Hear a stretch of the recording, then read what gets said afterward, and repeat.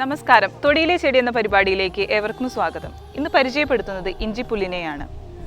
സുഗന്ധദ്രവ്യങ്ങൾ നിർമ്മിക്കുവാനാണ് കൂടുതലായി ഈ ഇഞ്ചിപ്പുല്ല് ഉപയോഗിക്കാറുള്ളത്. ആയുർവേദത്തിൽ ഇഞ്ചിപ്പുല്ല് തൈലം വാതരോഗത്തെ ഹനിക്കുവാനാണ് ഉപയോഗിച്ചു വരാറുള്ളത്. പൊയേസി കുടുംബാംഗത്തിൽ വരുന്ന ഇതിൻ്റെ ശാസ്ത്രീയ നാമം സിംപോപൈഗൻ ഫ്ലാക്സ്വോസിസ് എന്നാണ്. കൊതിപ്പുല്ല് എന്നും നാട്ടിൻപുറങ്ങളിൽ ഇതിനെ വിളിച്ചു വരാറുണ്ട്. സംസ്കൃതത്തിൽ ഇതിനെ കർപ്പൂര തൃണ, സുഗന്ധ തൃണ എന്നൊക്കെയാണ് നാമധേയം ചെയ്യപ്പെട്ടിട്ടുള്ളത്. കേരളം, തമിഴ്നാട് എന്നീ സംസ്ഥാനങ്ങളിലാണ് ഇത് കൂടുതലായി കൃഷി ചെയ്യപ്പെടുന്നത്. എന്നാൽ ഏറ്റവും കൂടുതൽ ഇതിൻ്റെ കൃഷി നടക്കുന്നത് പീരുമേട്ടിലാണ്. സുഗന്ധമുള്ള നീളത്തിലുള്ള നേർത്ത ഇലകളോട് കൂടിയിട്ടുള്ളൊരു ചിരസ്ഥായി പുല്ലാണ് ഈ ഇഞ്ചിപ്പുല്ല്.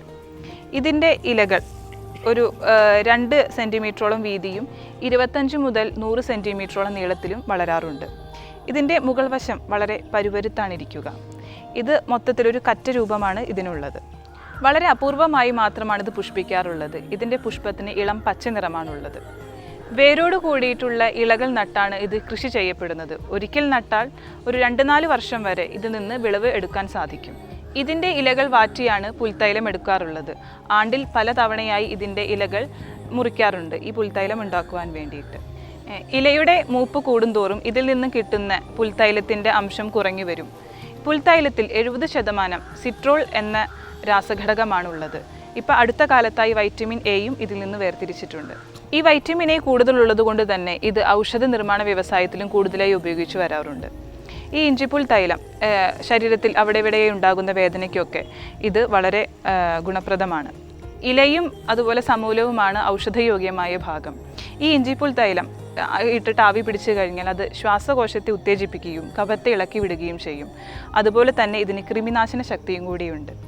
ജലദോഷം, ബ്രോങ്കൈറ്റിസ് അതുപോലെ തൈറോയ്ഡ് സംബന്ധമായ അസുഖങ്ങൾക്കൊക്കെ ഈ പുൽത്തൈലം വളരെ ഫലപ്രദമാണ്. ഇതിൻ്റെ ഔഷധ പ്രയോഗങ്ങളെക്കുറിച്ച് ഡോക്ടർ CM ശ്രീകൃഷ്ണൻ വിശദീകരിക്കുന്നതാണ്.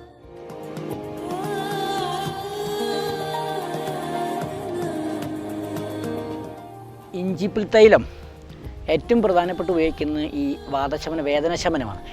അതായത് അത് ഈ ബാമ്പ് പോലെ പരട്ടിക്കഴിഞ്ഞാൽ വേദന, ഈ മസ്കുലർ പെയിൻ അപ്പം നിൽക്കും. പിന്നെ ഈ ശരീരം മുഴുവൻ ഈ കഴപ്പ് വേദന എന്ന് പറഞ്ഞ ആൾക്കാർ, ഈ വൈകുന്നേരമൊക്കെ പണിയെടുത്തിട്ട് ഇങ്ങനെ വല്ലാണ്ട് ഇരുന്ന് ജോലി എടുക്കുന്ന ആൾക്കാർ, ഈ മറ്റേ രാവിലെ തൊട്ട് വൈകുന്നേരം വരെ ഇരിക്കുന്ന ആൾക്കാർ, ഈ IT മേഖല, ബാങ്കിൽ, ഇവരൊക്കെ ഈ കഴപ്പ് എന്ന് പറയും നടുവിലും ഇടുക.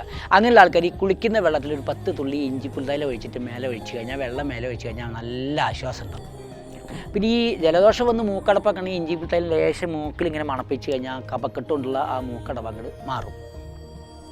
പിന്നെ ഇതിൻ്റെ ഉപയോഗം ഈ കൃമിനാശിനമാണ്. ഒരു തുള്ളി തേൻ ചേർത്ത് അകത്തേക്ക് കഴിച്ചാൽ വലിയ വലിയ കൃമികളൊക്കെ ആണെങ്കിൽ വേണമെങ്കിൽ അത് ഇളകിപ്പോക്കോളും.